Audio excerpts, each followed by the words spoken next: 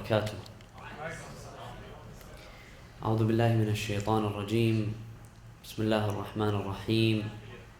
الحمد لله رب العالمين، نحمده ونسبحه على آلائه ونعمائه، ونشهد أن لا إله إلا الله وحده لا شريك له، إلها واحدا أحدا فردا صمدا قيوما، نؤمن له بالربوبية ونقر له بالعبودية، من يهد الله فهو المهتدي ومن يضلل فلن تجد له وليا مرشدا، ونشهد أن سيدنا محمدا عبده ورسوله أرسله بالهدى ودين الحق ليظهره على الدين كله. اللهم صل وسلم وبارك وترحم على محمد وآل محمد كأفضل ما صليت وسلمت وباركت وترحمت على إبراهيم وآل إبراهيم إنك حميد مجيد. وصل اللهم وسلم على أصفيائه وخلفائه وأهل بيته الطيبين الطاهرين، وعلى من تبعهم بإحسان وإيمان إلى قيام يوم الدين. عباد الله، أوصيكم ونفسي بتقوى الله عز وجل ولزوم أمره. قال الله تعالى في محكم كتابه الكريم: بسم الله الرحمن الرحيم. يا أيها الذين آمنوا اتقوا الله ولتنظر نفس ما قدمت لغد واتقوا الله إن الله خبير بما تعملون. آمنا بالله. صدق الله العلي العظيم.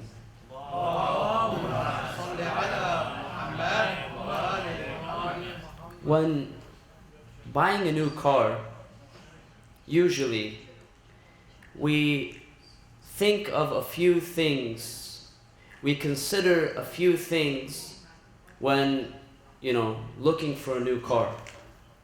When searching for a new car, there are few features and there are few items that we pay attention to. One of these things is the type and the size of the car.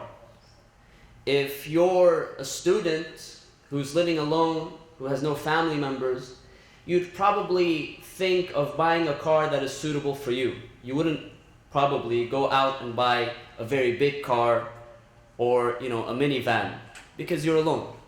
On the other hand, if you have a family and you have kids, you'd probably think about a car that is suitable for a family. We think of, for instance, fuel efficiency, right? Now, especially with high gas prices, most people, when they're planning on buying a car, they think about how fuel efficient this car is. Does it have good mileage or not? Gas mileage, right? We think of the price of the car. The price of the car is very important for many people. In fact, perhaps this is the most important feature or issue when deciding to buy a car. Another very important aspect in the car buying process is that of the safety features of a car. We want to know if this car is reliable, if this car is safe. What sort of safety features does this car have? And we know that safety is perhaps the most important aspect of driving. I remember back in the day, not too long ago, but back in the day, when I was learning how to drive with the driving instructor, I remember that the driving instructor emphasized on this issue of safety, kept reminding me of how important safety is. We got into the car, the first thing he said, make sure you buckle your seatbelt. Seatbelt before everything else. Before you decide to do anything else, close your seatbelt. Make sure the other people in the car, they've also fastened their seatbelt, right? Make sure that you're adjusting your mirrors. Make sure that you're seated in a way where you're comfortable, where you can hold on to the steering wheel and manage the car in a very comfortable and a very safe manner, right? Make sure that when you're driving, you're not playing with the radio, you're not touching the radio, you're not having conversations, you're not playing with your phone. There's an emphasis on safety.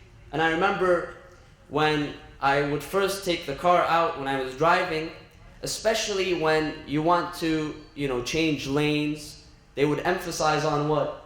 Making sure that you're alert. So in addition to looking forward when you're driving, you're asked to look in the rear view mirror, in the side view mirror, and over your shoulder, especially when you're changing lanes. Right now you can remember probably how hectic that was, how many things you have to do at once. You're looking forward, you're looking in the rear view, you're looking in the side view, you're looking over your shoulder. You have to make sure that you're not speeding, so you're paying attention to your speedometer. It seems like a daunting task. But the whole point is what? The whole point is that we maintain safety. That we are alert of our environment. We are alert of what's going on around us so that we're driving safely. And this is why so many companies, they emphasize on these safety features of a car. Increasingly today we notice that one of the things that a lot of car companies are emphasizing on, in addition to the airbags, in addition to the ABS, the brakes and all of that, all of those other things, one of the very important things that's emphasized, becomes standard in many car models, is what? Is blind spot monitoring. Essentially, what it does is a system that monitors your blind spots. Most of you, the vast majority of us, have probably been in a situation where you're changing lanes and you have not paid attention, and there's a car in your blind spot and suddenly you're swerving into this lane and then you're swerving back, just missing an accident. Why? Because you weren't aware that there was a car in your blind spot, right? It happens to many of us. There's this panic when it happens. And so many of these companies, they've put in these vehicles this blind spot monitoring system to help us make sure that we're aware of our blind spots. It could be in the side mirror, right? It could be a light. Some cars, for instance, if there is a car in your blind spot and you signal, even just signaling, it gives you an alert to alert you that there's a car in your blind spot, so that you can avoid getting into an accident. Brothers and sisters, all of us have blind spots in our lives.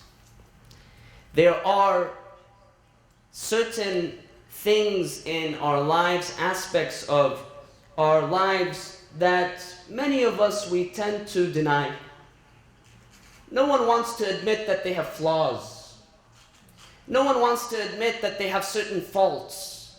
No one wants to admit that they have certain areas in their lives which need improvement. We tend to think of ourselves as complete beings. I don't have an attitude problem. I don't have a relationship problem.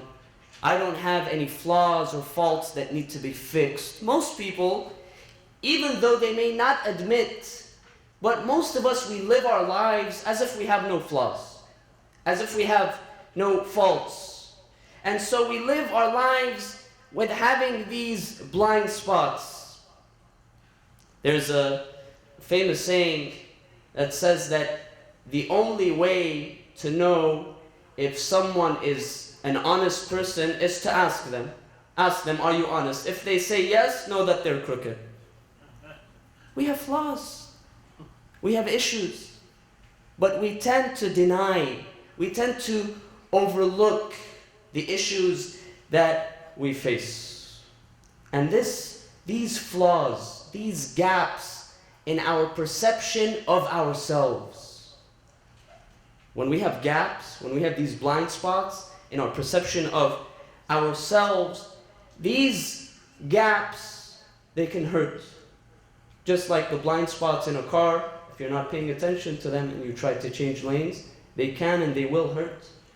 And so it's very important for us to understand the significance. And this is why we notice that in many cases, when we're facing problems in our lives, a lot of people tend to do this.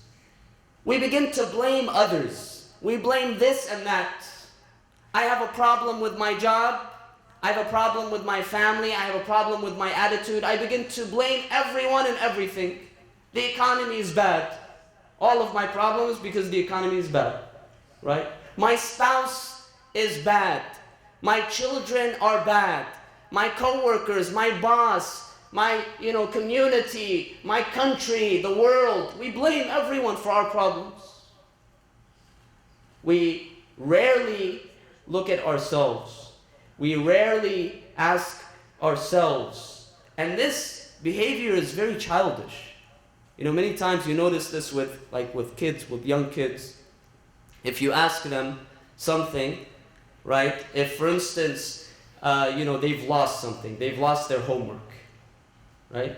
And you ask a child, you say, "Where's your homework?" The child will reply what? "It's lost. My homework is lost." The difference between a child and adult is what? Is that the adult is able to recognize that he or she is responsible for their actions. And thus, if you ask an adult, supposedly this adult will not say it's lost, but will say what? I lost it. The adult will admit. The adult will know that the homework or this object is lost, but will admit that he or she is the source behind the action. And so, when we're blaming others for our problems and for our issues, and we're not thinking about responsibility, our own responsibilities, our own consequences, the consequences of our own actions, this is problematic. We begin to live our lives with these blind spots, assuming that we have no flaws, assuming that we have no faults. Whereas when we come to our teachings tell us, hey, listen, buddy, you need to look in the mirror. Instead of blaming others, instead of looking at others, stand and look at the mirror. Think about yourself. This is why we have in the famous tradition narrated by Imam Ali alayhi salam, he says, حَاسِبُوا أَنفُسَكُمْ قَبْلَ أَن تُحَاسِبُوا وَزِنُوهَا قَبْلَ أَن تُوزَنُوا. Hold yourselves accountable before you're held accountable. Engage in self-accountability. Engage in the evaluation of yourself. Engage in a multi-point inspection, if you will, of yourself. Ask yourself, honestly, engage in honest self-accountability. Ask yourself about yourself. Evaluate yourself through yourself. Now, this is something that not many people, they want to do. Why? Because sometimes we fear the results of self-accountability. We fear that if, honestly, we sit down and we begin to think about our attitudes and our behaviors and our actions and what we do and what we say and how we live our lives, we're afraid that we might find something that we're not going to be too happy with. And so as a result, many people decide to do what? Decide to forego self-accountability. Decide to forego evaluating themselves, holding themselves accountable. But this is problematic, right? Because if we're ignoring these blind spots, again, to come to this analogy of the car, if you're ignoring your blind spots while you're driving, then you're risking disaster. You're risking getting into an accident because you're not aware of your surroundings. It's very much like in the medical world, right? If you find that there are certain physical symptoms, but sometimes, the common cold, we know some of the common symptoms of a common cold, right? You get a headache, you begin to sneeze, you begin to cough. There are other symptoms. And so once these symptoms come up, many of us, we know, if I start to sneeze, if I start to cough, if I have a headache, if I have a fever, we know in turn that there's something that I should do. I should go and see a doctor. I should take a certain medication because there are these symptoms. Sometimes, if we leave these symptoms, if the headache persists for a long time and we leave it, or these other physical symptoms, we ignore them, what happens? God forbid we risk falling into something bigger. I read a report once about those who are diagnosed with cancer. And this report, stunning, said that almost half of those people who are diagnosed with cancer are diagnosed too late, or at a later period. And as a result, this does what? this reduces their chances of surviving. Now, of course, this is not always because they might be ignoring the symptoms. No, there are other factors, right? But sometimes it could be that this patient is ignoring certain symptoms. They see some physical symptoms, but they keep ignoring them. They don't want to go to the doctor. Either because they think it's not important, or because they fear that if they go to the doctor, it might be something serious and they don't want to have to do anything with, any serious physical problems. But we know that if we ignore these physical symptoms, God forbid, we can fall into a worse state. Similarly, in our lives, if we ignore evaluating ourselves, holding ourselves accountable, judging ourselves, our actions, our deeds, our thoughts, our interactions, our attitudes, if we ignore this, then we risk falling into problems. And so our teachings, they emphasize on the significance of self-accountability. And it's important, brothers and sisters, not only that we hold ourselves accountable, but that we enlist the help of others. People who we trust. People who are honest. They could be friends. They could be family members. They could be others who we trust, who are honest. We enlist their help so that we find out what their insights are, what their perspective is. And this is a little difficult for most people. Some people, they might be comfortable with judging themselves, with, holding themselves accountable. But to go and have someone and ask that person, hey, listen, tell me what type of person I am. Show me where my blind spots are. Most people are perhaps not ready. I don't want someone coming and judging me, telling me what I do right and what I do wrong, right? That person has their own problems. Why would they come? Why would I allow them to come and to analyze my life and judge me? But this is problematic.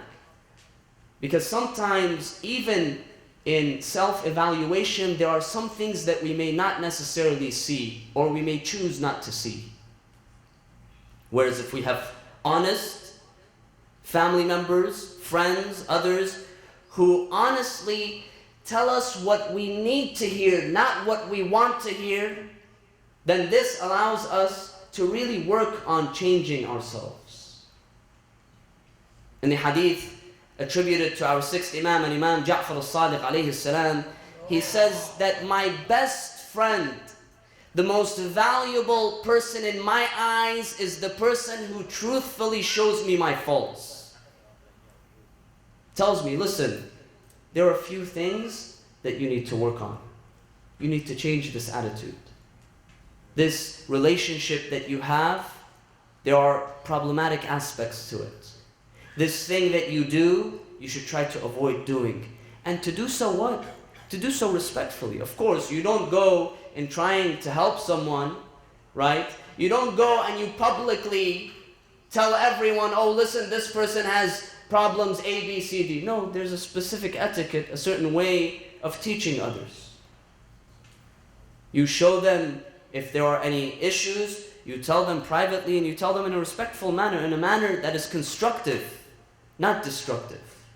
And this goes even for our good, because sometimes we may focus on those things that we can change, and we tend to forget those things which are good and important and positive in our lives, which we can work on strengthening and taking advantage of. And this is why self-accountability is good both ways, both when it comes to finding where our strengths are and where our weaknesses are, so that we can emphasize on these strengths, we can use them in a positive manner, and the weaknesses we can work on trying to eliminate or trying to improve. It's only when we genuinely and honestly are able to remove these blind spots or be aware of these blind spots that we're able to move forward or to change lanes safely. We ask Allah subhanahu wa ta'ala, the Almighty, to give us the strength of heart and mind so that we can hold ourselves accountable. We can find out where our weaknesses, our strengths lie, We ask Allah subhanahu wa ta'ala to help us in overcoming and improving our lives, in improving our minds and our hearts, in improving our relationships and our attitudes and our sayings and actions. Bismillah ar-Rahman ar-Rahim. Wal asr. Inna al-insana lafi khusr. Illa alladhina amanu wa amilu salihati wa tawasaw bil haqqi wa tawasaw bis sabr.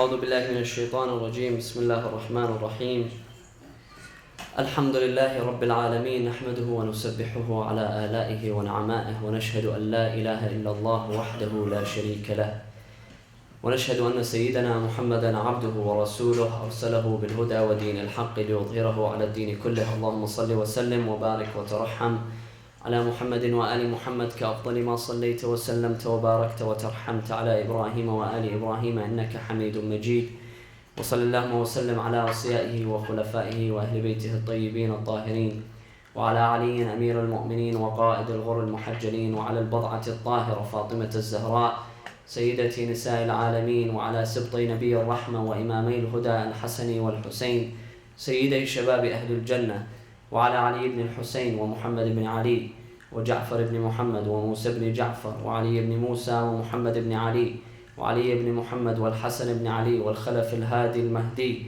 عجل الله تعالى فرجه الشريف وجعلنا من أنصاره وأعوانه عباد الله أوصيكم ونفسي بتقوى الله عز وجل ولزوم أمره صلوا على محمد وآل محمد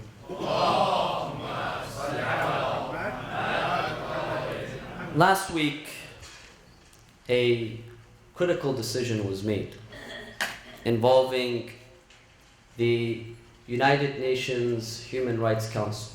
Some of you may have heard that last week Saudi Arabia was appointed to this council not only to be part of the United Nations Human Rights Council but to lead this council.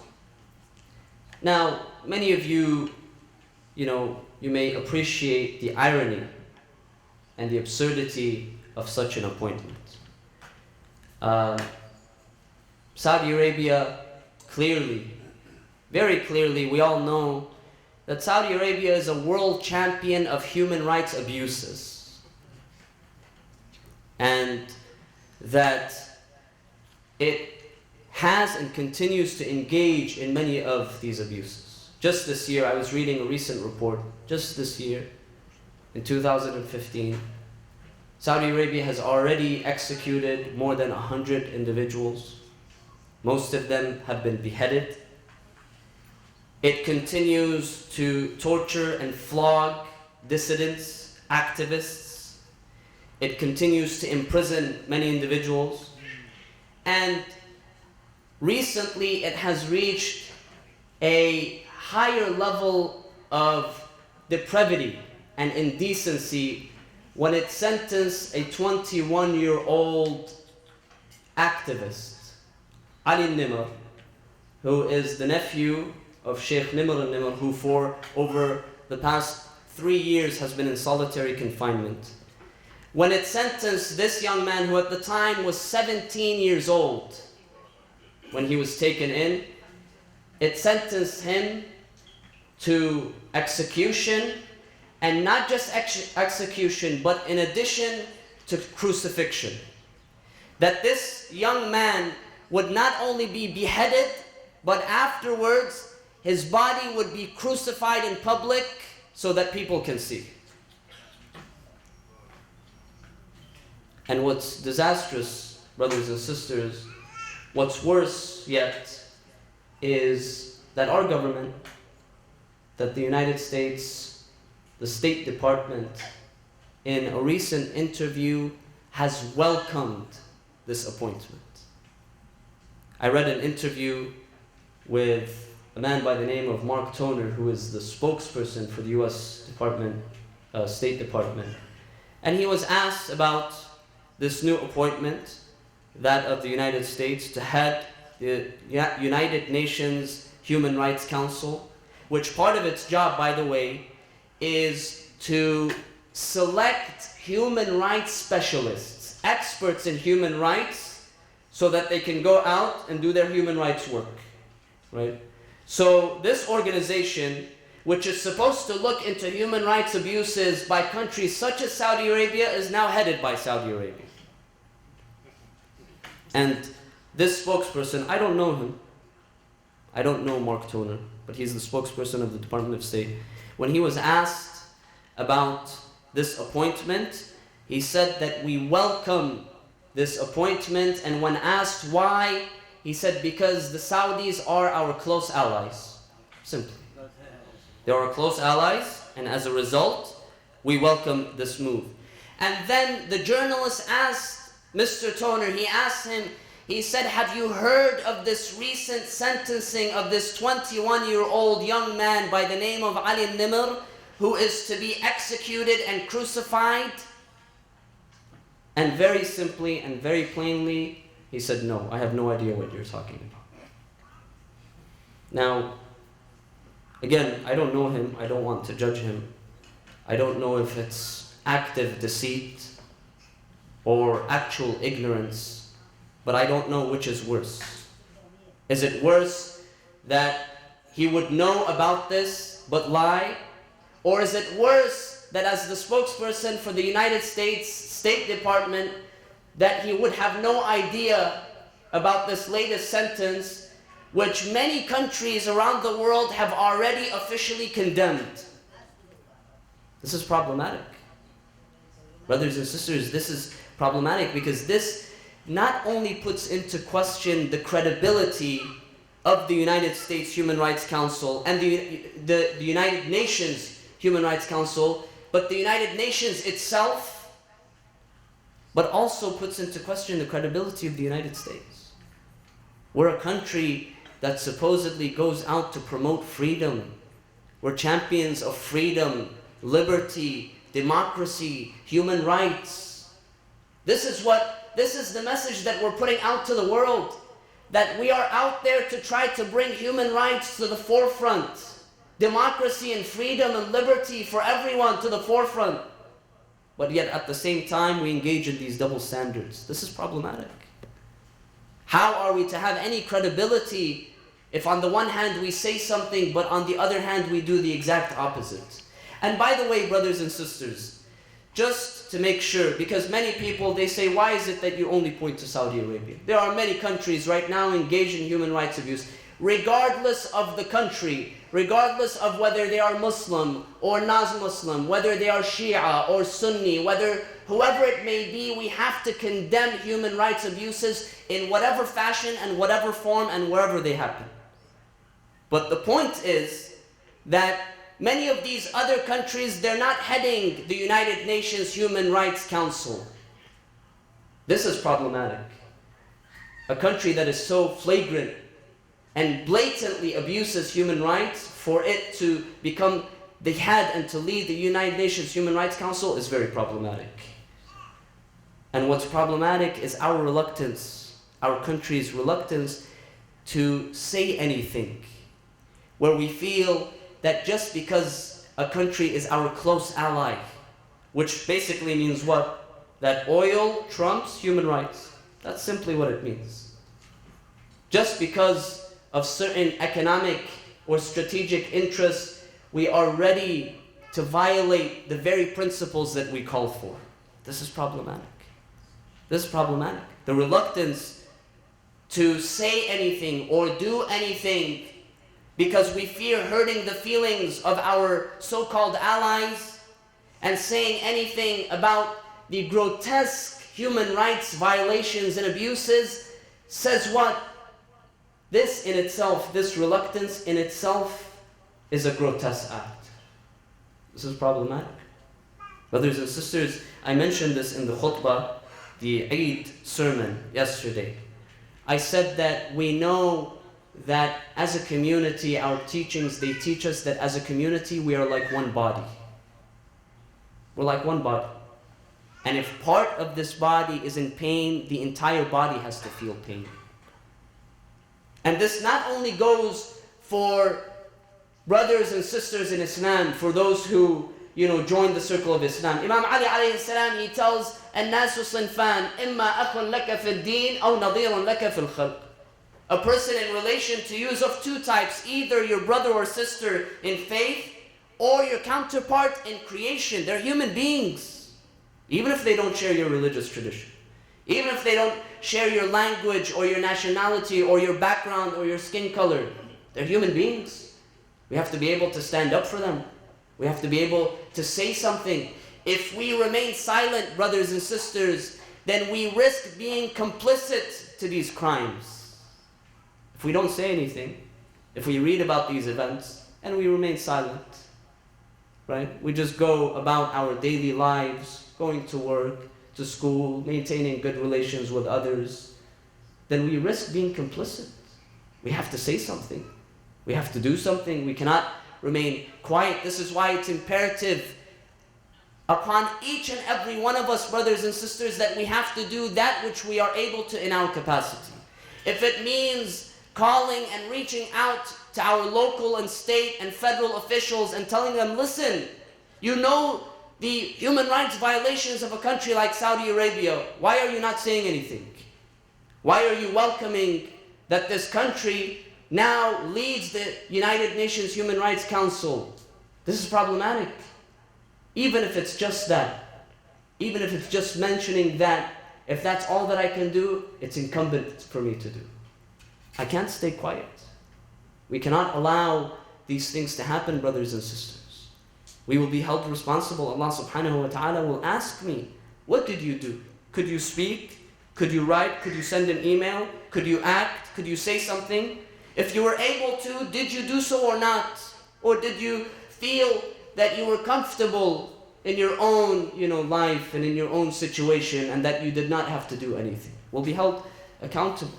We ask Allah subhanahu wa ta'ala, the Almighty, to bring peace, to bring justice, to bring safety and relief to those who are oppressed around the world.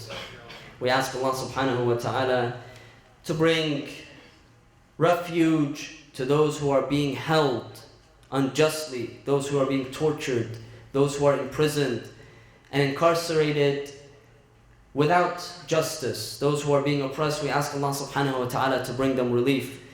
We ask Allah subhanahu wa ta'ala to bring safety and security to those who are living in war, those who are living in poverty, those who are living in very difficult situations.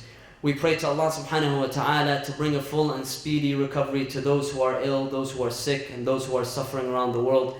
And we pray to Allah the Almighty to bless the souls of those who have passed away and to hasten the appearance of our final Imam al-Hujjat ibn al-Hasan al-Mahdi. وآخر دعوانا أن الحمد لله رب العالمين وصلى الله على سيدنا محمد وأهل بيته الطيبين الطاهرين.